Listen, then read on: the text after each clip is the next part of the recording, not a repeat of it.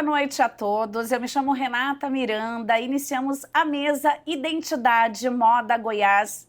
Em debate, nossa identidade na mídia. Uma oportunidade única para reunir acadêmicos e profissionais da comunicação e mídia para discutir e refletir sobre como a identidade cultural de Goiás é retratada e representada nos meios de comunicação.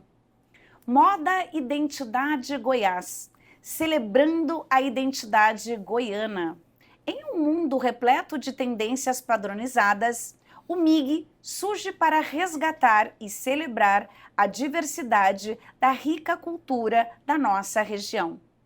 Estamos redescobrindo e enaltecendo os nossos tesouros culturais, desde as festas tradicionais até o artesanato goiano, expressando tudo isso por meio da moda.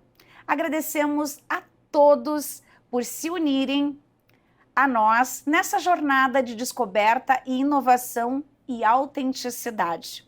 Este projeto é realizado com recursos do programa Goiáses do Governo de Goiás, por meio da Secretaria de Estado da Cultura.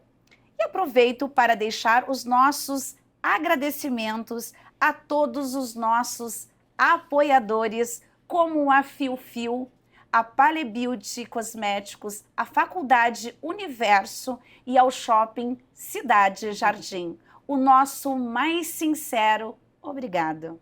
Neste momento, contamos com a presença dos queridos aqui, Amanda Costa, seja muito bem-vinda.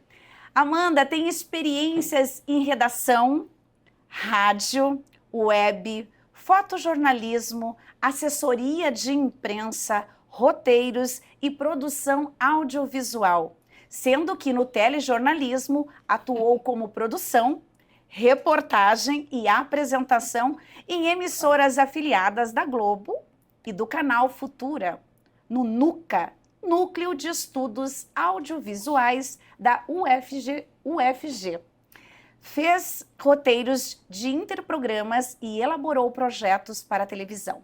Trabalhou como repórter e apresentadora do programa Faz o Quê? Da TV UFG. Atuou como redatora e assessora de imprensa no departamento de marketing da Unialfa. Nessa mesma IES, foi professora nos cursos de jornalismo e publicidade e propaganda. Está como CEO da Amora Comunicação. É mestranda em comunicação no PPG com UFG, especialista em jornalismo literário pela ABJL, fez comunicação social e habilitação em jornalismo na UFT. Que currículo vasto! Estão vendo, gente? Que incrível! Essa mesa aqui está composta, meu Deus! E agora eu estou aqui também com o queridíssimo Adrian Ilave. Ele é arqueomodista e investigador peruano, morando no Brasil, especialista na pesquisa da história andina e nomeado primeiro mensageiro da proteção do patrimônio cultural e natural. Instituto Nacional de Cultura do Peru e da Comissão Nacional de Cooperação Unesco. Estudou na ENSABAP, Escola Nacional de Belas Artes del Peru. Seja muito bem-vindo. E também, nessa mesa aqui, essa maravilhosa, a Valéria Barreto. Seja muito bem-vinda, Valéria. A Valéria Barreto é bacharel em Design de Moda pela Universidade Salgado de Oliveira, Goiânia, empresária no segmento de moda há 40 anos. Hoje ela produz uma moda autoral na cidade de Pirenópolis, Goiás. Cidade histórica que é um berço cultural e apresenta um grande acervo natural de fauna e flora. Tira suas inspirações da natureza e da cultura deste lugar. além de trabalhar com sustentabilidade e produção própria. Possui grande experiência em produção de acessórios de couro e outros artigos, onde produziu bolsas e calçados por 20 anos, vindo a participar das maiores feiras de moda no país, como Couro Moda e Francal. Sejam muito bem-vindos. Então vamos começar essa mesa aqui maravilhosa? Amanda, vou começar com você. O microfone está aqui. Que currículo extenso, hein, Amanda? Tô ficando velhinha já. Uau! Vamos lá, Amanda. Com sua vasta experiência em diferentes áreas da comunicação, de que forma você acredita que essas várias facetas contribuem para uma comunicação eficaz no setor da moda? Bem, primeiro eu quero fazer uma consideração que eu acho que vasta experiência é generosidade de quem fez o roteiro dessa apresentação, né? Afinal de contas, a comunicação é uma área e está atrelada a todas as outras áreas. Eu sempre digo aos meus alunos que a comunicação ela é transversal, então ela pega todas as outras áreas e, claro, também a moda, né? E acredito, na minha concepção, por ser uma área tão transversal, ela é altamente dinâmica. Tanto é que a tecnologia veio e deu autonomia para todas as pessoas também adentrarem, né? Então, ou seja, a gente não tem, na história da mídia, por exemplo, esse domínio, algo que perpetuou por muitos anos a questão dos veículos de comunicação. Hoje, qualquer pessoa que queira ser um influencer dentro da moda, ele pode, por meio de um próprio canal, por meio de ferramentas simples, básicas, porque, por exemplo, quando comecei na televisão, tinha o cinegrafista e o auxiliar de cinegrafista. Os equipamentos eram pesados. Então, assim, eu relembro, por exemplo, matérias que eu fiz no Araguaia, que a gente tinha que andar naquele sol a pino, e aquela areia, e o equipamento pesado. Então, aquilo tudo eram, claro, as dificuldades do momento, mas a gente superava pelo ideal de se comunicar. Agora, tudo facilitou, né? Então, hoje você pode fazer uma transmissão pelo próprio celular. Então, a gente percebe que essa tecnologia rompeu com muitas coisas e eu sempre vejo com bons olhos tudo isso, porque afinal de contas democratizou o acesso às ferramentas, sobretudo, e também aos veículos de comunicação, porque afinal de contas hoje você pode ser dona do seu próprio veículo. Exatamente. E aí o que acontece? Quando você... Eu não falo de mim, eu acho que essa pergunta eu vou virar para o outro lado, eu acho que não falar vasta experiência minha. Tem oportunidade porque eu acho assim, é óbvio que eu vou ter mais facilidade de me colocar de frente a uma câmera, de dar uma entrevista, ou eu não gosto de entrevista, eu prefiro fazer a entrevista. Então, é porque eu fui formatada, estruturada para que eu pudesse ter desenvoltura para lidar com tudo isso. Mas hoje em dia, gente, tem um YouTube que é maravilhoso, você pode ali assistir um bom vídeo como estudante de moda, por exemplo, e entender como fazer entrevista.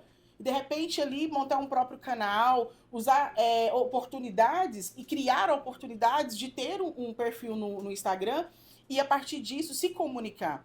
Então, é sobre isso que eu queria falar. Romper com essa coisa mais particularizada da minha vasta experiência, por isso que eu falei que era generosidade quem roteirizou, mas, sobretudo, jogar a bola para quem está assistindo, né? Porque a gente está vivendo um outro momento e cada vez mais vai se romper possibilidades de você se colocar de frente ao vídeo, de você se comunicar, de você se expressar e sobretudo, de você influenciar outras pessoas. Perfeito. Quando eu estudo sobre brand, só para concluir meu raciocínio, quando eu estudo sobre branding, a gente fala muito sobre marcas. Então, a gente vivencia um momento na história onde as marcas foram dominadoras. A Nike e aí entre várias outras. Sim. Mas hoje a gente vive uma ruptura também onde as personas estão ali em pé de igualdade nessas grandes marcas. Ou seja, então a gente percebe que uma boa atriz numa novela global, ela dá ela dá uma influência sobre o estilo de moda, da mesma forma que uma outra marca que já é consolidada investir pessoas, por exemplo, né? Então, é muito interessante concepção. E acaba tudo sendo intencional. As pessoas que não entendem, né? Não tem talvez essa atenção de perceber que é intencional, que a marca, por exemplo, a Nike, como você colocou, né? O rosto de quem representa sempre são atletas que, né, conhecidos no mundo todo. Então, assim, é muito interessante isso, né? Porque a gente tem que frisar que muitas vezes a pessoa compra um tênis não por causa exatamente da marca né? Sim. Mas, de repente, O que ela representa. que ele tem uma admiração, já tem um vínculo ali de acompanhar nos jogos de futebol e tem ali um tipo de fascínio sobre aquela persona. Então, Exato. e quando a gente fala em persona, eu já estou adentrando na parte de marketing, quando a gente tudo que é voltado a marcas, que é voltado à moda, que é voltado a qualquer que seja as áreas, a gente precisa também fazer esse estudo de persona, né? Quem é esse público-alvo? Sim, Então, a gente precisa também exatamente. entender. E a comunicação hoje, ela está acessível para todo mundo. Isso Né? é maravilhoso. É importante o universo acadêmico, sem sombra de dúvidas, mas é importante também a gente perceber que a gente está vivenciando um outro momento, onde as pessoas acessam muito mais de maneira democrática todas essas informações. Basta somente querer. Exatamente, incrível, incrível. Eu amo essa questão também, porque eu também trabalho com isso, né? Agora, vamos lá, que eu vou falar aqui, vou fazer uma pergunta para o querido Adrian. Adrian, considerando o seu trabalho como primeiro mensageiro da proteção do patrimônio cultural e natural pelo Instituto Nacional de Cultura do Peru e pela Comissão Nacional de Cooperação, UNESCO, como você vê a importância da moda antiga andina na preservação da cultura? Obrigado pela pergunta. Obrigado, Migi, também pelo convite. Acho importante abrir esse tipo de intercâmbio internacional, né? Porque, afinal das contas, eu sou de lá, porém me sinto já brasileiro. Mas é muito importante, sim. Quando eu obtive o reconhecimento pela UNESCO, foi há muitos anos atrás e já marcava de alguma maneira meu caminho. E eu acho que é muito importante que as pessoas saibam que em cada região, em cada lugar do mundo, tem um lugar para absorver história e identidade. Justamente estamos neste lugar, que é o MIG, né, nesse espaço aberto, para falar disso. Hoje, caminhando pela cidade, eu vi muita coisa que dá para aproveitar e criar uma identidade, principalmente na área da moda. Fui no mercado municipal, né? E vi muita coisa que dá realmente para explorar e para obter uma nova forma de encaixar a moda na cidade. E quando eu trabalhei, isso foi por causa que eu comecei a trabalhar a moda andina antiga. Atualmente nos Andes, eu não falo só do Peru, eu falo em geral da moda andina em geral, que abarca desde Colômbia, Equador, Peru, Bolívia, Chile, Argentina. Não é uma moda ancestral exatamente. As pessoas que viajam para lá falam, nossa, que legal, tem roupas lindas e coloridas, que saionas bonitas. Mas, na verdade, quando a gente pesquisa, toda essa moda veio da Espanha. E quando a gente mergulha nos museus, vemos outro tipo de roupa. O que acontece? É a falta de informação, falta de mergulho na identidade. Nos museus, os museus precisam ser mais ativos com a população. Precisam abrir as portas para as pessoas mergulharem no passado, naquelas sombras do passado, para trazer as sombras para a luz. E esse trabalho da arqueomoda, por exemplo, que eu estou trazendo agora para essa cidade, para de alguma maneira conscientizar a população que tem uma riqueza por explorar, que não são só esses anos de fundação da cidade que valem, que por trás dessa fundação tem muita mais informação originária que pode ser trazida para o nosso mundo e criar uma nova moda contemporânea. Incrível, incrível. Parabéns pelo trabalho. Agora eu vou falar com a Valéria. Valéria, com uma impressionante carreira de 40 anos no setor de moda e uma mudança significativa na direção da produção autoral sustentável em Pirenópolis, poderia compartilhar como a transição de produzir acessórios de couro para a criação de moda autoral influenciou o seu processo criativo e sua filosofia de design? Olá, obrigada pelo convite. Seja pessoal. muito bem-vinda. Muito obrigada. Bom, é o seguinte, na realidade, eu comecei muito cedo no segmento de moda. E eu fui, assim, praticamente uma autodidata. Comecei trabalhando com moda, né, com vestimentos, né? E depois eu passei a produzir acessórios, que são as bolsas e calçados em couro. Fiz também muita roupa em couro. Com o passar do tempo, eu senti a necessidade de buscar uma formação acadêmica. Então, antes, eu trabalhava muito a produção como fast fashion. Produzia trabalhava mais a quantidade de produção, né? Chegando a participar dessas grandes feiras para poder fazer, né? A desova de toda a produção e tudo mais. E depois que eu tive mais conhecimento das teorias, né? E sobre os processos hoje de criação, de pesquisa, de identidade, eu já havia parado com a minha fábrica e hoje eu busco produzir uma moda autoral, tá? Baseada na minha identidade, no que eu quero trazer, na história que eu quero contar. Que incrível. Né? Porque moda, além de tudo, é comunicação. Porque o que você produz, ela conta uma história. Né? A gente não trabalha simplesmente um tecido e um modelo. Não, ali, né, como o nosso amigo aqui falou, você tem toda ali a parte de pesquisa, de criação, de estudo, né? E vai muito o seu gosto pessoal, porque eu posso me inspirar num tema e ele também, mas vai dar uma coleção totalmente diferente. Por quê? Porque cada um traz também a sua personalidade, né? E tudo aquilo. Então, não foi muito difícil. E hoje eu me baseio mais numa moda do slow fashion, né? Que eu estou buscando trabalhar mais uma moda mais lenta, com mais qualidade e mais sustentável. Incrível. E eu tô aqui me sentindo tão feliz, porque eu estou aprendendo tanto sobre moda que não é a minha área. É maravilhoso, parabéns. Obrigada. E o que eu tô achando interessante, né? A gente fala muito da identidade o tempo todo. Isso. Nessa questão da moda, você traz essa questão cultural, né? Quem nós somos. Interessante, estou encantada aqui, aprendendo muito com vocês. Muito bom, muito bom. Psicologia traz isso, né? Então, aí eu olho para vocês e estou impressionada, realmente, é muito bacana, muito bacana. Amanda, Diga lá. dada a sua experiência no NUCA e na produção de conteúdo audiovisual, como você vê o papel do audiovisual na moda de Goiás?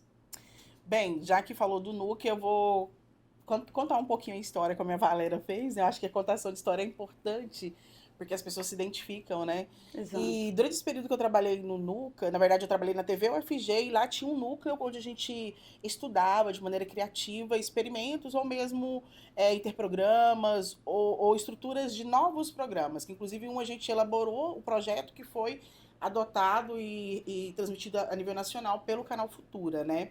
Nesse período, eu fui convidada para fazer a produção de um documentário que era Mulheres de Sol e de Lua.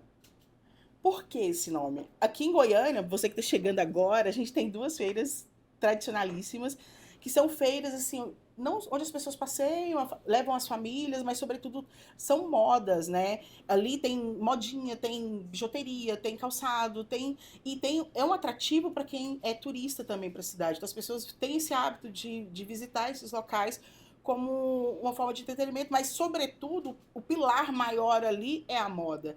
E esse documentário, ele quis identificar e entender, por meio, claro, de uma pesquisa acadêmica, porque é uma Sim. TV UFG, né, da Universidade Federal de Goiás. Então, a gente quis entender sobre a influência da teledramaturgia. A que ponto as novelas, especialmente da Globo, influenciam nessas modinhas das feiras da Lua e do Sol? E a gente ficou impactado, assim, pelas entrevistas que a gente fez, e não só de consumidores, mas especialmente das pessoas que estão ali, né? Sol, chuva, montando suas barracas e vendendo roupas. E é isso, assim, de repente, você falou sobre essa questão de estação. ali na Feira da Lua e na Feira do Sol, praticamente não existe, porque eles têm muito essa questão do modismo, do que a própria teledramaturgia estabelece, né? Se de repente uma atriz que é bem conceituada e famosa no Brasil usa um brinco, então logo elas correm de uma forma ou de outra para buscar esse brinco para colocar ali à vista, porque obviamente terão pessoas que vão para lá buscar esse brinco. Então, assim, eu exemplifiquei um brinco. Imagina roupa, terninho e vestidos e tudo mais. Então, nesse período que eu trabalhei, que eu estava lá na TV UFG, é perceptível, assim, que a gente observa por meio das faculdades, inclusive de moda que existem aqui em Goiânia, que existem produções audiovisuais, sim, mas mais no aspecto da pesquisa mesmo acadêmica, né? Eu acho que Goiânia e Goiás como um todo precisa evoluir muito na produção audiovisual sobre moda, né? Entender por que de repente as senhoras da cidade de Goiás se vestem daquela forma. Porque tem todo um tradicionalismo por trás, uma história, como você bem disse, porque a roupa ela não é separada, ela não é ali aleatória, né? A roupa ela tem todo um conceito histórico, ancestral e tradicional, e implica uma comunicação, como você bem disse, Valéria. E eu acho que falta muito ainda, a gente precisa evoluir muito. Quem está assistindo, perceba que você tem um caminho assim promissor, gigante pela frente, em produção de conteúdo para canais do YouTube, produção de conteúdo para o próprio Instagram, produção de conteúdo, inclusive com patrocínio de leis de incentivo para a produção de documentários. Não só esse, como eu produzi lá, Mulheres de Sol e de Lua, mas sobre várias outras vertentes que comunicam e falam sobre moda. E aí, se a gente for para a grande mídia, gente, é praticamente nulo. Não existe quase, praticamente, você que é da moda, talvez você pode me corrigir se estiver errado. Mas eu, particularmente, que acompanho a editoria de cultura cotidianamente, diariamente, porque eu estou pautando sempre a editoria de cultura, eu não percebo, assim, matérias especializadas falando sobre moda. Eu não percebo programas, já que a gente está falando do audiovisual, Sim. programas que discutam a moda, entendeu? Que, de repente, possam possibilitar, inclusive, uma ampliação do mercado. Porque tudo bem que Goiânia é conhecido em relação à moda, mas assim, tá, mas de que forma que isso é conhecido, né? De que forma que isso é difundido? Então, assim, é igual você falou também, eu vejo que um programa audiovisual, um canal no YouTube, uma produção audiovisual mais consolidada, voltada com os olhos para a moda, possa, sabe assim, quebrar alguns preconceitos, explicar muito mais sobre algumas coisas que precisam ser ditas sobre a moda. Porque eu percebo, a experiência que eu tive como produtora desse documentário, só para fechar meu raciocínio, é que eu percebo que os goianienses, as mulheres especialmente, estão lá com olhos vidrados na novela das 8. E aquilo lá que está ditando moda, inclusive aqui, né? E de repente, por exemplo, essa moda autoral que você está criando, que você está aí, né, elaborando e trazendo muito mais do nosso lugar, sobre o nosso lugar, muitas vezes não é difundida, as pessoas nem conhecem. Muitas vezes não adquirem, não porque não querem, porque não têm acesso. Então, o que eu tô querendo dizer, gente, produza audiovisual, sobretudo documentário, programas no canal do YouTube. Porque, assim, eu percebo que muitas vezes as pessoas têm receio. Eu não sou da moda, então eu não vou, de repente, me arriscar em criar um programa para o canal do YouTube para falar de moda em Goiás. Mas a comunicação, ela tem essa coisa de romper barreiras. Independentemente, a televisão, independente da plataforma, é um trabalho em equipe. Não se faz nada sozinho. Exato. Então, quando você coloca nesse ideal de trabalhar em equipe, então você começa a entender que você é capaz, sim, de fazer. Não precisa ter medo, né? Por exemplo, você, de repente, estou aqui já jogando ideias para ela, né? Para também poder produzir audiovisual no seu perfil no Instagram. Não somente o Reels ali, para vender de maneira publicitária o que você faz, mas eu acho que também para se tornar uma referência sobre o que você faz. Sim. E aí você se comunica, você explica, você passa a criar um outro tipo de elo com quem te segue. Né? Então, mostrando o que eu estou fazendo, o que eu estou criando, e por que por que você está fazendo dessa forma? Qual o sentido que isso tem para você? Porque as pessoas vão se identificar e vão começar a romper com essa coisa de buscar sempre essa referência muito fora. Infelizmente, a gente vive num estado que parece que todas as referências estão fora, né? E, na verdade, a gente tem muita coisa maravilhosa sendo feita aqui. A última vez que eu estive na cidade de Goiás, eu fiquei encantada com o bordado que eles fazem no projeto social maravilhoso dentro do presídio. Nossa! Então, é uma arte que está sendo ali trabalhada de maneira social e que está impulsionando a cidade de Goiás como referência do bordado. Então, olha a cadeia. E eu acho que falta, de repente, alguém com um olhar mais cinematográfico para olhar sobre isso e difundir muito mais. Porque a gente nem vê nos telejornais locais falarem sobre. Então, eu acho que a minha falha é mais nesse sentido. Eu acho que falta muito por se fazer na produção audiovisual com esse olho voltado mais para a moda, mais sobre o que a gente produz, mais o local, né? Incrível. E que força que essa mulher tem, né, gente? Olha só. Nossa, maravilhosa. Parabéns, é isso. Muito bem. Adriane. Aqui, ó. Obrigada, querida. Como você integra os conhecimentos da arqueologia andina na concepção da moda atual, especialmente no que se refere à construção de identidade através das roupas? É importante, queria responder uma coisa interessante que você falou, é que o Brasil influencia muito nós também, a América hispano-americana. Tipo, hispano-américa falo da América espanhola. Quando houve, inclusive, quando passou o clone, todas queriam usar as joias da Jade. Sim. Ou abriu muitas aulas de dança do ventre. Então, o Brasil vira referência de moda, principalmente de praia. O verão peruano é só o Brasil.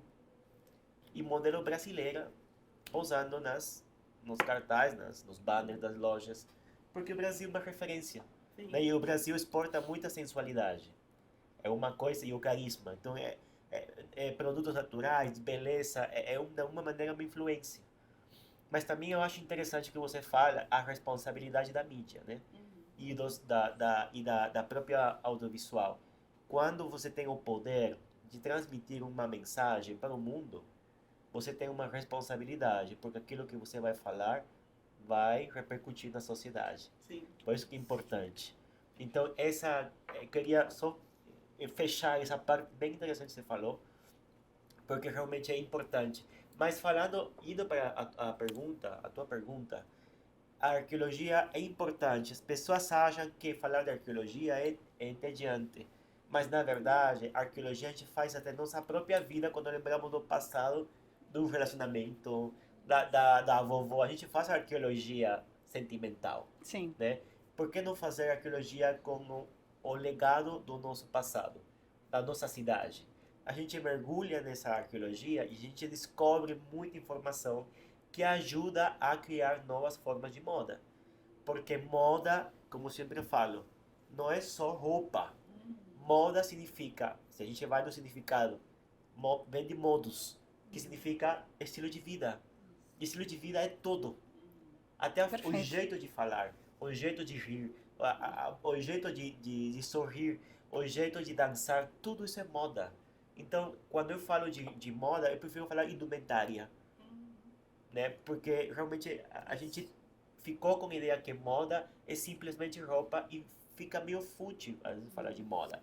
Só que no nosso caso andino, no meu caso da CUMP, que é a minha marca, que funciona lá em São Paulo, ela veio através de um trabalho longo que eu fiz há muitos anos, que eu trabalhei com arqueólogos desde que eu era adolescente, dos 13 anos de idade.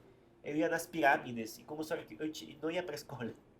Aí eu ia com os arqueólogos, mergulhava nas pirâmides, a gente tirava múmias com os arqueólogos. Olha. E abríamos as múmias, os tecidos, e a gente olhava tudo que os ancestrais tinham dentro desses fardos funerários. Então eu cresci abrindo múmias. Uau! Então quando você abre o morto de há 1000, 2000 anos, você se encontra com um espelho. Então esse morto te dá uma informação que não está morto, está viva. Sim. O corpo dele está morto, mas a informação que tem lá está viva. Assim como quando vocês vão lá e descobrem, sei lá, uns petroglifos lá na rocha, tal, no meio do Brasil, é a mesma coisa. Você está descobrindo um passado. Por mais que a gente não descenda geneticamente deles, você já é parte dessa história. Então, por isso que é importante entender que o Brasil todos nós somos, até hoje já faço parte da história do Brasil, estou 10 anos aqui. Eu tenho direito, de alguma maneira, de absorver parte dessa história. Então, é muito importante mergulhar na sombra do passado para trazer essa luz. Eu sempre falo isso, lembra que te falei? Sim, maravilhoso. E esse é um jeito de trazer novamente os nossos conhecimentos ancestrais peneirados, logicamente, respeitando a contemporaneidade, porque a gente não vai fazer nenhuma 100%, porque teve muito erro também. Só que nós precisamos trazer a essência de todos esses trabalhos para apresentar uma moda mais integralista que incorpore não só roupa, também incorpore engenharia, arquitetura, audiovisual, todos esses, né?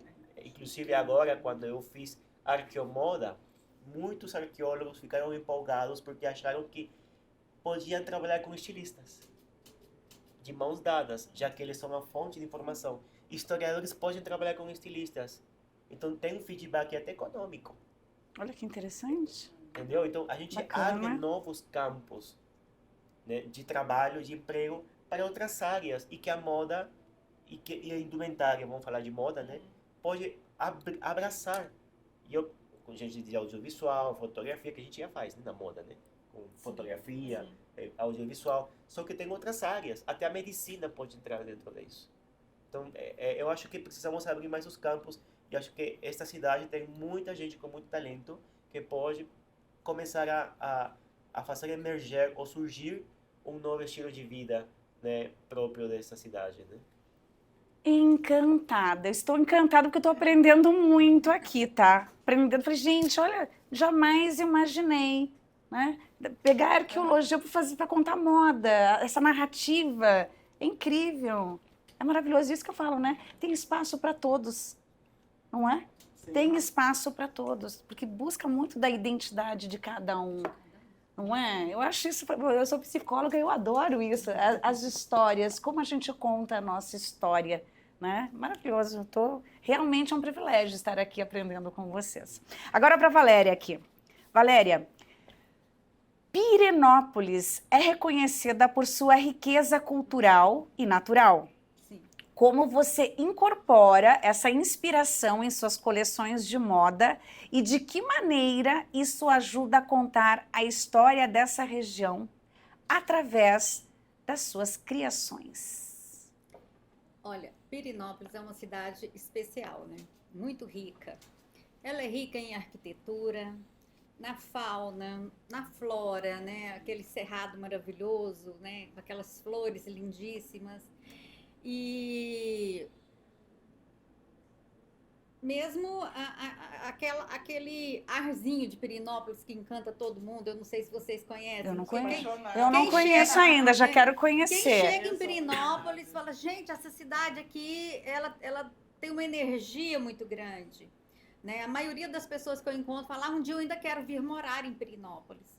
Então, tudo isso serve, assim, de referência, né? Para mim poder utilizar, para que eu utilize, né, nas Uhum. minhas criações. Então, lá eu trabalho muito com as flores do cerrado, tanto é que a minha coleção, as minhas peças todas têm o nome de uma flor do cerrado, né? Tudo isso a gente já direciona. Eu trabalho muito com a fauna, que é lindíssima, né? Nas estampas, no design em si das peças, né? Pegando a arquitetura colonial da cidade. Nossa, que né? incrível. As cores que você vê ali da arquitetura colonial, que é muito linda, eu transmito isso nas peças, na estamparia que eu estou desenvolvendo também para minha coleção. Então, é muito fácil, é muito rico. Às vezes eu fico assim até em dúvida em que eu vou trabalhar, mas a gente direciona, né, cada assunto que a gente vai desenvolver uma coleção e é riquíssimo. Pirenópolis é Gente, maravilhoso. olha, eu vou contar uma coisa para vocês. Eu não vou eu ver mais uma roupa, né? Eu vou pensar na história que foi contada pelo quem criou, Isso. pelo estilista, porque o que eu estou entendendo de moda aqui, que tem essa história, né? Você precisa buscar um significado, o sentido. eu tô apaixonada, realmente A incrível. gente desenvolve coisas lindíssimas. Não é? A ideia é Sem pra... precisar copiar, por quê? Porque a gente precisa desenvolver moda e não desenvolver roupa. Exato, olha que Né? Não é interessante. fazer roupa, é fazer moda. Nossa, mudou totalmente o conceito para mim. Que coisa mais E maravilhosa. isso dentro de cada identidade, É. né? Quer dizer, eu pego o meu público-alvo, né? E trabalho para uma persona que está ali, inserida dentro daquele público-alvo. Incrível, incrível. Que vai contar muito da história de cada, né? De cada estilista, de quem está criando ali. Maravilhoso. Amei. Amanda, como você integra esse aspecto de storytelling na comunicação e marketing da moda? É integração total na minha concepção. Então, Porque, assim, quem empreende, ela acabou de dar a deixa aí em relação a essa coisa do persona, né? Então, vai dar Sim. o gancho para minha fala aqui. Quem empreende, e mesmo pequeno, acho que independe do tamanho, quer crescer. E para crescer, já que a gente está falando de moda, né, de peças e vestimentas ou adereços e tudo mais, a concepção do marketing é a questão da venda, né? Tudo é muito direcionado para a venda. Mas a gente precisa entender que não basta somente vender. Porque vender, todo mundo vende, né? Até água, em qualquer lugar, no semáforo de Goiânia, você consegue vender. Basta, se você tiver com sede, você vai adquirir esse produto. Exato. Agora, o que a gente, já que a gente está falando, o foco é a moda, não basta só vender, bater recordes e mais recordes em relação a uma coleção que você tenha feito, por exemplo, Valéria. Mas eu acho que por trás de tudo isso, o mais importante, até muito mais do que a venda, é a questão da satisfação do seu cliente, da sua persona. Porque você cria uma persona, mas essa persona se altera com o decorrer do tempo.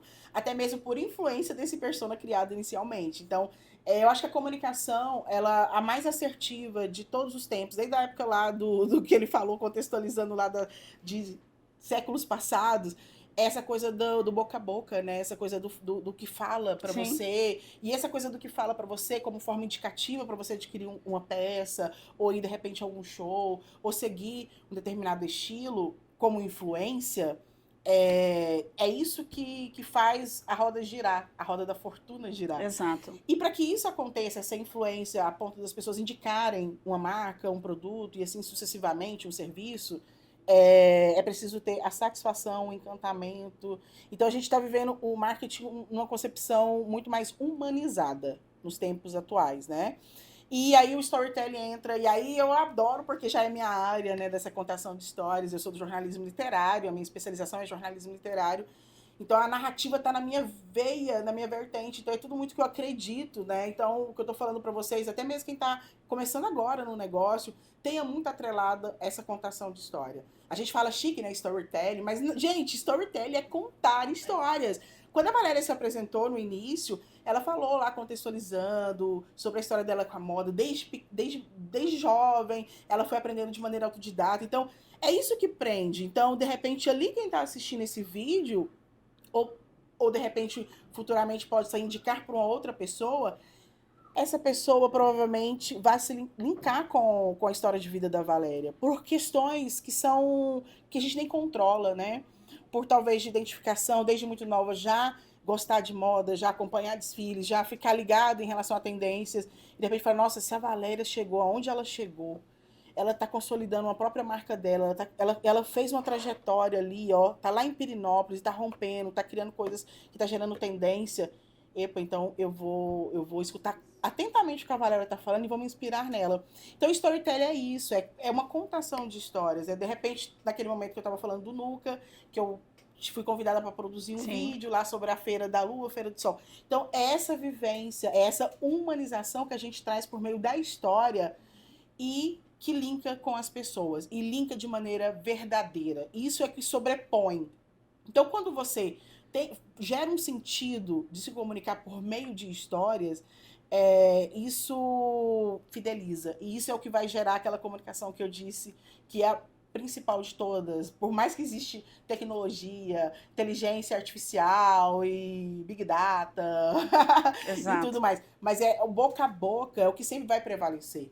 E esse boca a boca, ele só vai acontecer verdadeiramente quando estiver uma satisfação sobre ter adquirido aquele produto. Então não adianta somente vender. O que eu tô falando, contextualizando tudo isso, é porque não adianta somente vender. Não adianta, de repente, você vai crescer com o seu negócio, contratar um gerente de marketing que tá lá só afoito com os números, com as vendas, com um capitalismo um pouco selvagem. Gente, cá entre nós, não vou ser hipócrita, todo mundo gosta de ganhar dinheiro. Mas não é só sobre dinheiro. É sobre toda uma verdade sobre aquilo que você faz. Eu tenho certeza, quando eu vi você contando sobre, né, sobre o que você faz, e agora nessa última resposta que você deu, eu vi seus olhos brilhando.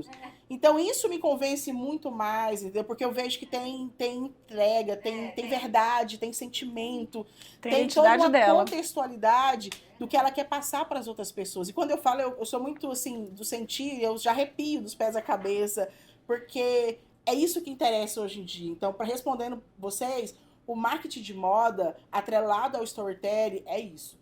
Gera verdade. Menos publicidade, mais verdade, mais sentir e mais encantamento. Então aí, gente, é a chave do sucesso. Então, mas para fazer isso, você precisa sentir e ter brilho nos olhos. Porque só entrar na corrente do ganhar dinheiro, ganhar de maneira desenfreada, uma hora a corda arrebenta e você deixa de ganhar dinheiro. Não, e é tão interessante procurar também um profissional que vai te ensinar a contar essa história. Sim, é não importante. Porque, né? hoje, porque é uma palavra nova pra gente que trabalha com isso, não, mas é simples, mas precisa saber contar essa história. Por isso que eu resumi bem. Storytelling Exato. é chique, mas storytelling é contação de histórias. Exatamente. É o que a nossa avó fazia na porta de casa dos interiores de Goiás, gente. Pegava aquela cadeira de fio, colocava na porta lá no alpendre e ficava com a vizinha contando histórias. Isso é storytelling. É você trazer verdade, você trazer uma primeira pessoa, uma terceira pessoa. Sim, e as pessoas acabam fazendo questão, você vai conseguir fidelizar o teu cliente quando ele se identifica, quando a gente escolhe a persona, vamos pegar um exemplo, vocês dois aqui, né? Quando vocês estão pensando na coleção de vocês estão pensando em alguém, numa persona. Sim. E essa pessoa tem que contar uma história, essas pessoas serão atraídas pela história que foi contada, e existe a identificação para ter a fidelização, né? E tem marcas que a gente consome que é aquela e você não troca por nada. Por quê? Porque tem um significado. O storytelling tem a ver com essa questão do significado, né? E não só a questão do significado, eu acho que a palavra certa é sentido. Tem que fazer muito sentido pra você. Porque senão você, tipo, vai na modinha. Você usa por usar, por influência, mas isso não faz parte do que ele bem explicou. Porque moda é muito mais robusto. Tá muito intrincado na cultura local e, sobretudo, daquilo que você quer como indivíduo representar sobre. Perfeito. Então, você não vai... Por exemplo, esse terno seu pode ser moda e vai continuar sendo, porque é um terno básico, assim, ele chega em todos os lugares. Mas se você não gostar de terno, você não vai se sentir bem vestindo esse terno. De repente, você cria um outro vestimento indumentário, como ele falou, que vai se identificar mais você, que isso vai te representar muito melhor, e isso vai te levar. Comunica também quem é você. Exatamente. Não é? Porque a roupa é isso, ela comunica quem é você, é interessante. Muito bem, viu, gente? É tão bom falar com quem entende, né? Vamos lá, agora... Pronto, obrigada. Próxima pergunta aqui vai ser para o Adrian. Em seu trabalho como arqueomodista, quais são os principais desafios que você enfrenta ao tentar preservar a herança cultural andina na moda contemporânea?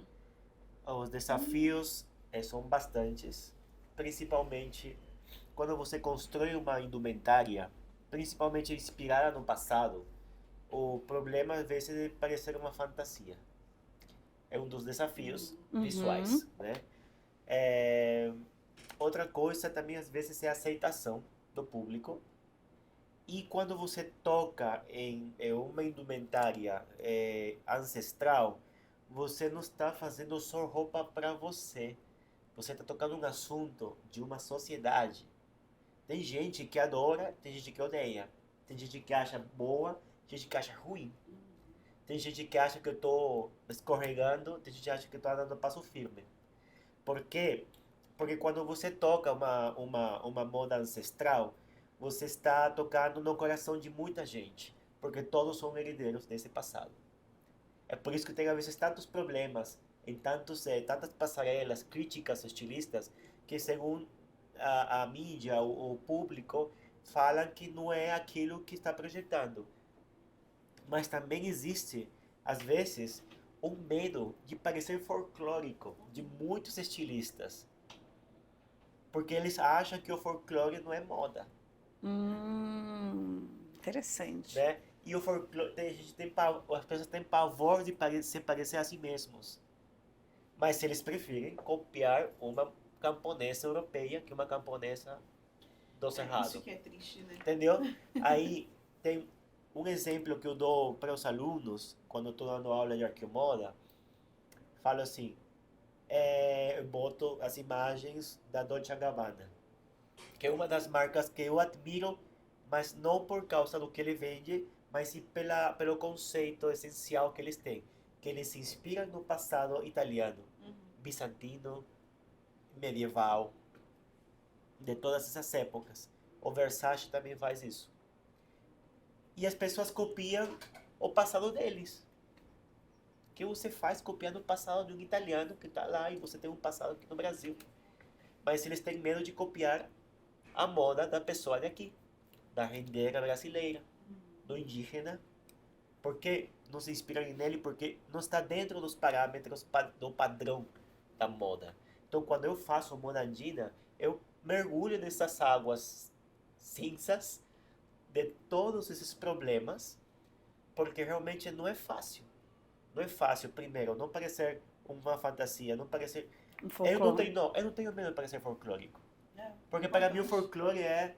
Sim, história. tá contando É uma história. história. O que tenho medo de parecer, talvez, alienado. Porque pode ter uma alienação.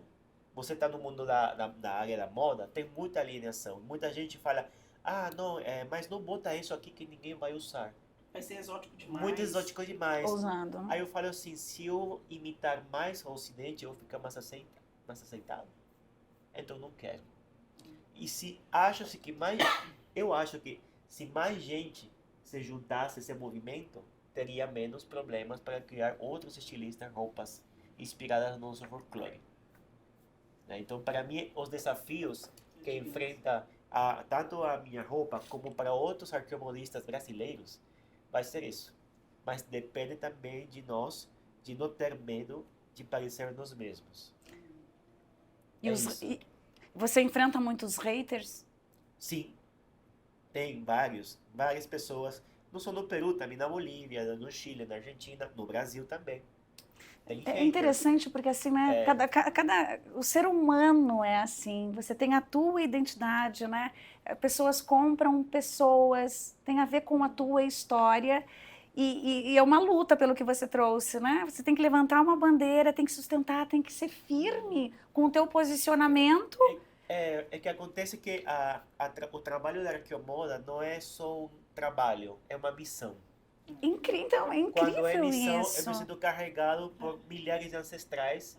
Que te sustentam. Ele tem a força. Então, Olha que isso. lindo! E eu acho que nós precisamos ser carregados pelos nossos ancestrais. Que lindo, Se é lindo suba isso. neles porque a gente consegue ver o final É uma do bandeira túnel, né? Quando ele nos carrega. Então, os ancestrais, eles têm muita informação, né? Como você, né?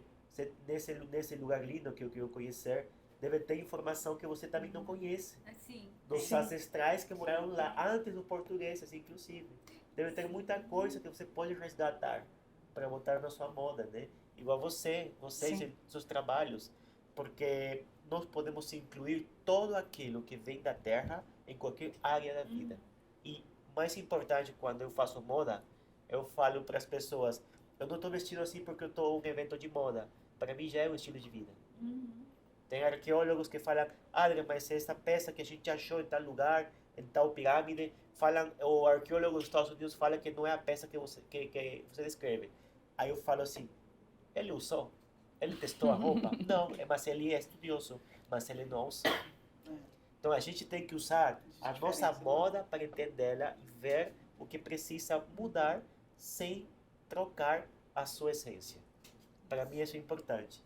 Eu vejo muito, por exemplo, na moda brasileira, o uso de mulheres de saias longas e frescas. Para mim já é um padrão já estético brasileiro, que tem que ser mais explorado, que é bem usado pelas brasileiras. Mas que quando você vê uma mulher brasileira na Europa, uma mulher, seja do cor que for, com uma saia assim, você sabe, ela é brasileira. Isso é lindo, porque já sabe de onde você é. Identificação. A identificação.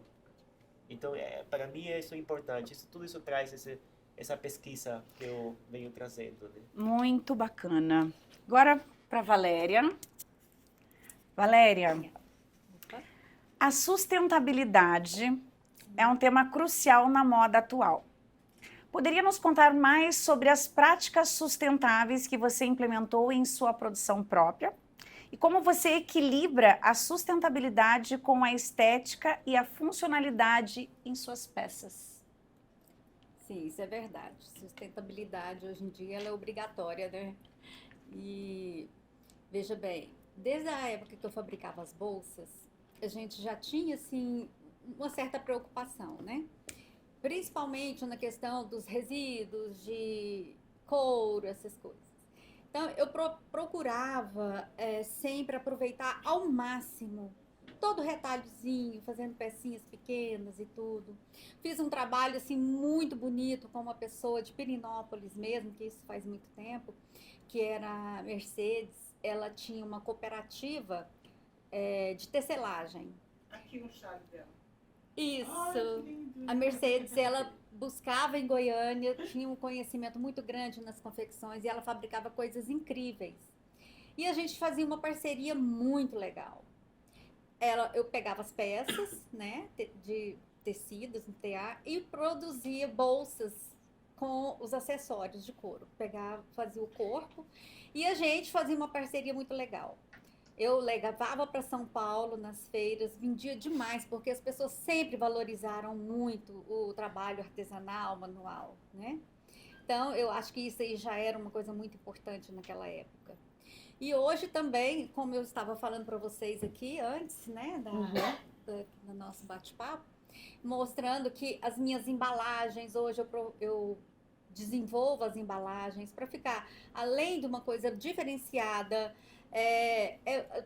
a gente insere o trabalho artesanal na embalagem, aproveitando os resíduos de tecido, de aviamentos, fazendo um trabalho naquela embalagem que fica uma coisa muito linda, que é um diferencial nosso, que a cliente fica assim encantada, né, em receber a mercadoria dela naquela embalagem. O resíduo de tecido, eu faço mini bolsinhas para presentear um cliente, um prendedorzinho de cabelo. Então, assim, o máximo, que em vez de jogar fora, desperdiçar, a gente está sempre reaproveitando. Que lindo. Né? E buscando também trabalhar com a matéria-prima, né? De fibras naturais, né? Até mesmo os acessórios, os aviamentos, as pecinhas que a gente coloca na roupa, né? Muita coisa bem... Que lindo, que lindo. E você viu que ela... Semente. E olha só, quem está ouvindo a gente aqui, essa experiência que, né, faz parte da persona, da tua marca, dessa identidade que você... Esse carinho todo que você cuida das peças e da entrega, dá essa experiência maravilhosa para o cliente, que isso faz toda a diferença. Faz a diferença. Que incrível. Parabéns, parabéns. Muito bom. Amanda, e sobre os... Opa. Sobre o seu trabalho como professora, como você transmite a importância da comunicação na moda para os seus alunos? Bem, eu acho que meu papel como professora acadêmica, especialmente no curso de jornalismo e de publicidade e propaganda, como na hora que você me apresentou, foi dito, sobretudo eu acho que o profissional de comunicação, ele precisa ser muito apaixonado pelo que faz, né? Porque não é só na moda, tem grandes, imensos desafios em todos os segmentos, né? Mas para os meus alunos eu percebo assim, que cada vez mais os jovens os calouros que entram, especialmente no curso de jornalismo, eles já entram muito com a concepção, né? 90% quero trabalhar com televisão. Grande percentual de homens que entram no curso de jornalismo quero trabalhar com jornalismo esportivo. Já imaginei, já. Então, assim, eu acho tudo muito bonito, né? Eu tenho 20 anos de estrada na frente dessa garotada, eu acho muito bonito e encantador.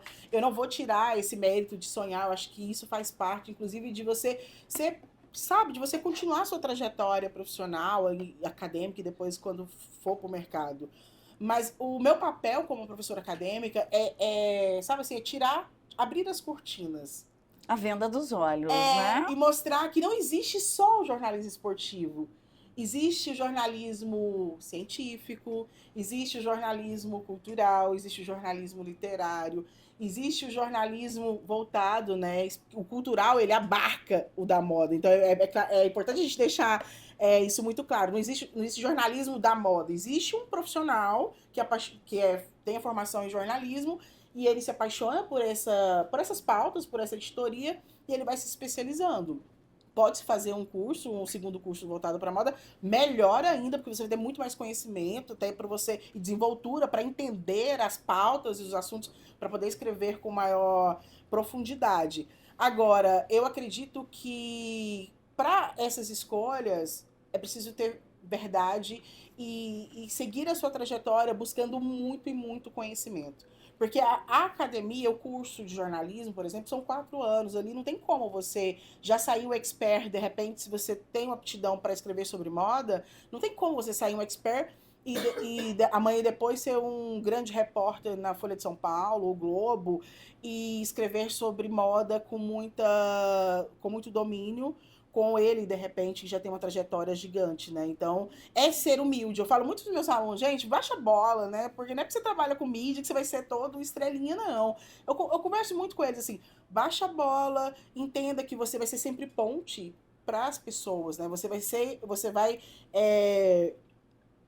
ir atrás de fontes especializadas para você transformar um assunto de maneira bem explicada e detalhada possível, de acordo com o tamanho que o jornal estabelece também, né, em cada editoria e os espaços, né? Porque aqui, em particular, em Goiânia, eu vejo pouca matéria na editoria de cultura falando sobre moda, discutindo tendências, falando sobre qualquer que seja assunto voltado para essa temática. A gente vê mais agenda, né? Eventos que vai acontecer no final de semana, sobre cinema, o que entrou em cartaz, o que saiu. Então, assim, e a gente percebe que há um enxugamento muito grande, não só das redações, como dos próprios produtos que são entregues para a sociedade. E aí eu abro muito, naquela coisa de descortinar, eu abro muito os olhos dos meus alunos. Porque, gente, eu sou a pessoa mais positiva da face da Terra. Enquanto todo mundo falando, professora, mas tirou o diploma de jornalista, como é que vai fazer? Todo mundo vai ser jornalista. Eu falei, gente, nenhum grande veículo vai contratar alguém que não tenha aptidão. Então, isso já é uma grande vantagem. Se você está se formando para ser jornalista, então você vai já na frente de um monte de gente aí que vai concorrer com você. E aí o que acontece? Essa caminhada do profissional, seja jornalista ou publicitário, que ele se apaixone por moda, ele tem que entender que, como eu falei na primeira resposta, a gente está vivendo um outro universo. O problema é que as pessoas, como eles chegam lá, a questão do estereótipo, né? E eu também não vou falar dos meus alunos. Eu fui assim, quando eu entrei no curso de jornalismo, eu queria ser a Fátima Bernardes, porque não? Era meu sonho, uma bancada de telejornal. Trabalhei com telejornal, mas aí a vivência me mostrou que jornalismo é muito mais que isso, é muito mais abrangente do que um telejornal, entendeu?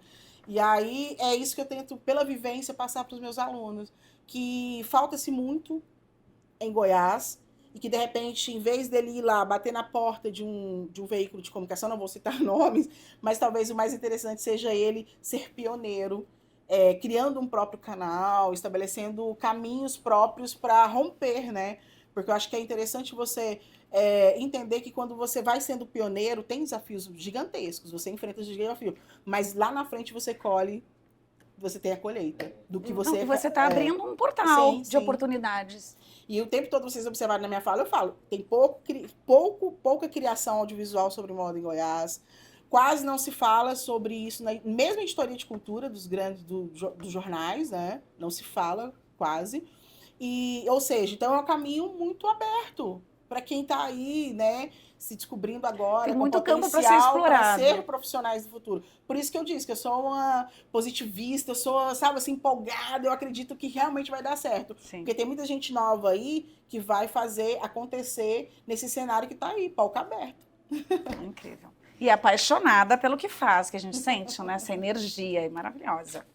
Adrian, de que maneira... Aqui... Opa! De que maneira a moda pode ser uma plataforma para a educação e sensibilização sobre a importância da preservação do patrimônio cultural e natural, especialmente em um contexto andino? Qual a visão da cidade em respeito às possibilidades da moda? Me repete a pergunta, por favor. Vamos lá. É um pouco longa. Longa, né? Vamos lá. De que maneira a moda pode ser uma plataforma para a educação e sensibilização sobre a importância da preservação do patrimônio cultural e natural, especialmente em um contexto andino? E qual a visão da cidade em respeito às possibilidades da moda? Interessante essa pergunta, a patrimônio cultural e natural, que legal a pergunta, gostei bastante. Porque justamente a gente fala, dentro dos cursos que a gente fala sobre moda, um dos princípios, por exemplo, da cultura andina, é que não existe antropocentrismo. Dentro da moda ocidental, o ser humano está na ponta da pirâmide e a natureza é um objeto, não é um sujeito. Então, se a gente parasse de pensar que a natureza é um objeto, a gente vai parar a contaminação e o maltrato contra ela. Se você sabe que o rio tem vida, Um ser vivo, né? que é um ser vivo, a florzinha que nasce e que faz todo um trabalho para abrir, ela faz um esforço porque ela é flor, né? Esse é o trabalho dela. Se você admira e sente que ela vive quanto você e tem o mesmo direito de você na Terra, você vai entender que todo tem direito à vida. Então, quando a gente fala de moda, principalmente a moda andina ou a moda amazônica, que também tem os princípios semelhantes, a gente sente que realmente todas as coisas têm direito à vida, até as pedras. Então é interessante essa pergunta, porque quando a gente fala de moda andina, a gente tenta falar não só da indumentária, porém também de toda aquela natureza que a rodeia. Incrível. Que é os rios, os mares, e todo pode ser produto de inspiração para uma coleção. Você sabe disso. Traz uma mensagem. Traz uma mensagem, né? E essa educação, e esse tipo de informação, eu estou transmitindo agora, inclusive, num canal que eu abri. Eu nunca quis usar TikTok, mas eu acabei usando por insistência da minha mãe. A minha mãe tem uma conta onde ela faz memes, mas ela Olha que incrível também. Aí ela falou, faz com teus vídeos. Super atualizada. Ela é super atualizada, né? E aí eu comecei a criar um canal de moda, falando da moda ancestral em espanhol, e viralizou, não só no Peru, sino na América Andina, vamos falar dos países andinos, porque eu comecei a juntar as carências atuais da moda com as carências antigas.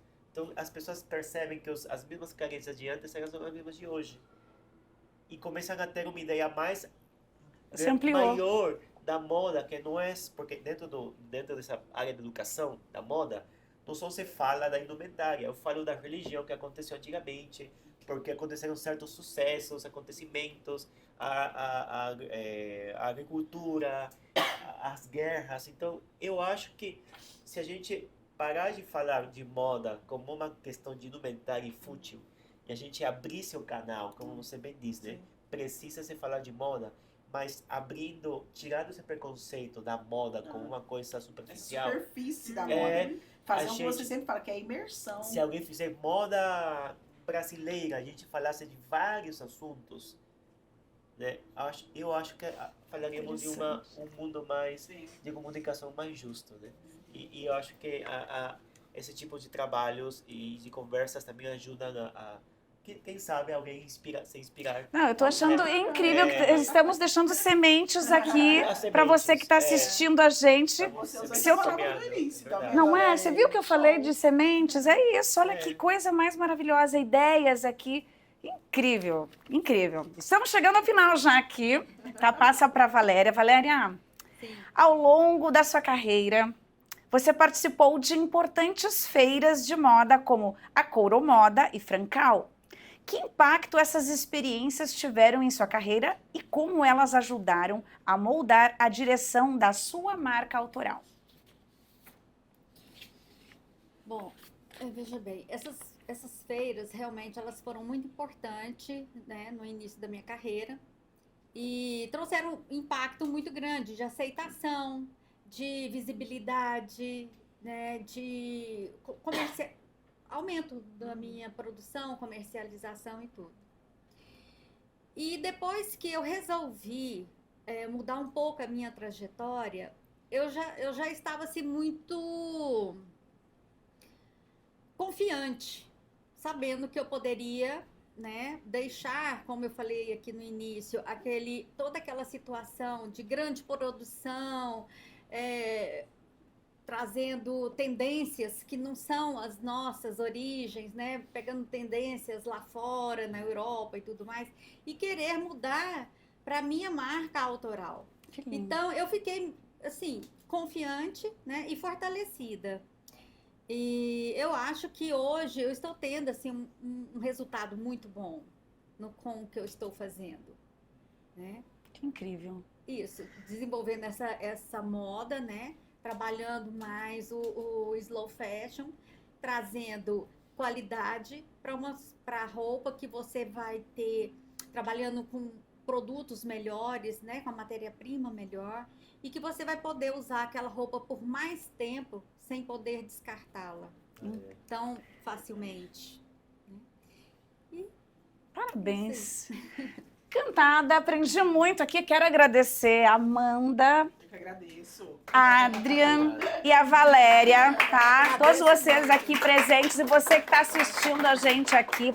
Foi uma honra conversar com vocês, tá?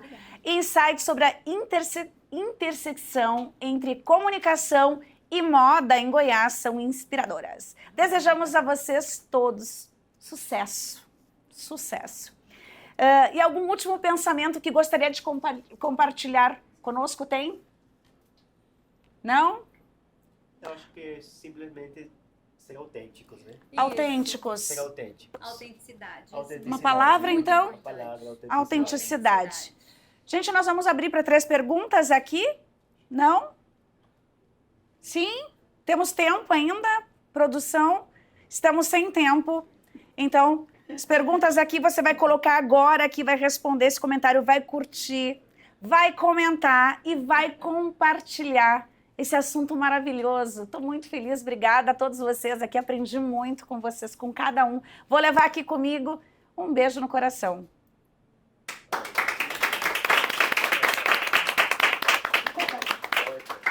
Tá.